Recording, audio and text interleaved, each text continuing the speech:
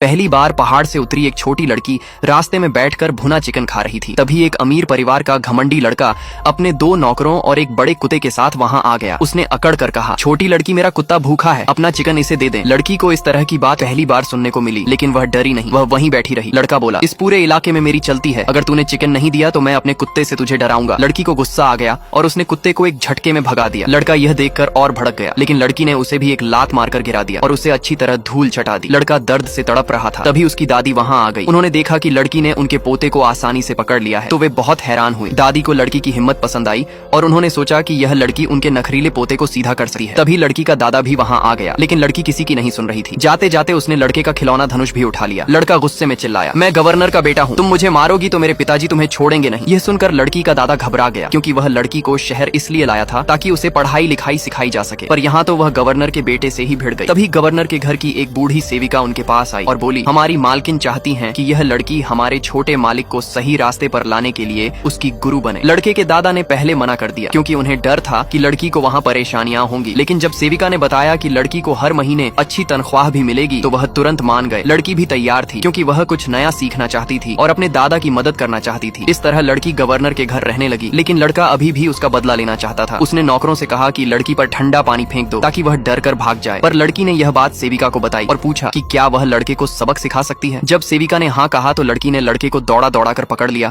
और उसे फिर सबक सिखाया। ये सब दादी ने देखा, लेकिन उन्होंने लड़की को डांटा नहीं, बल्कि उसके लिए नए कपड़े मंगाए। लड़का फिर भी शिकायत करता रहा, लेकिन कोई उसकी नहीं सुन रहा था। अगले दिन वह फिर बदला लेने आया और उसने लड़की के कमरे में एक जिंदा सांप फेंक दिया, लेकिन जैसे ही वह अंदर गया उसने देखा कि लड़की आराम से उस सांप को हाथ में पकड़े हुए है। लड़की ने बचपन से ही पहाड़ों में ऐसे सांप पकड़े थे। उसने सांप को लड़के की तरफ कर दिया और लड़का डर के मारे रोने लगा। उसके दोनों नौकर भी लड़की से भिड़े, लेकिन लड़की ने दोनों को आसानी से हरा दिया। इस घटना के बाद लड़का थोड़ा शांत हो गया और धीरे धीरे लड़की की बात मानने लगा। वह पढ़ाई और अभ्यास में मेहनत करने लगा। एक दिन लड़की ने देखा कि वह बहुत उदास है, तो उसे नौकरों से पता चला कि आज उसका जन्मदिन है, लेकिन यह उसकी माँ की बरसी भी है, इसलिए वह किसी से बात नहीं कर रहा था। लड़की को उसकी हालत पर दया आई, क्योंकि वह भी अपनी माँ के बिना पली थी। उसने रात में लड़के को छत पर बुलाया और उसके लिए छोटी सी रोशनी और फूलों के साथ जन्मदिन सरप्राइज तैयार किया। लेकिन तभी 2 खतरनाक आदमी वहां आ गए। उन्होंने दोनों का रास्ता रोक लिया और कहा, गवर्नर के बेटे, आज तुम्हारी किस्मत खराब है, अब तुम्हें दुनिया से विदा करने का समय आ गया है।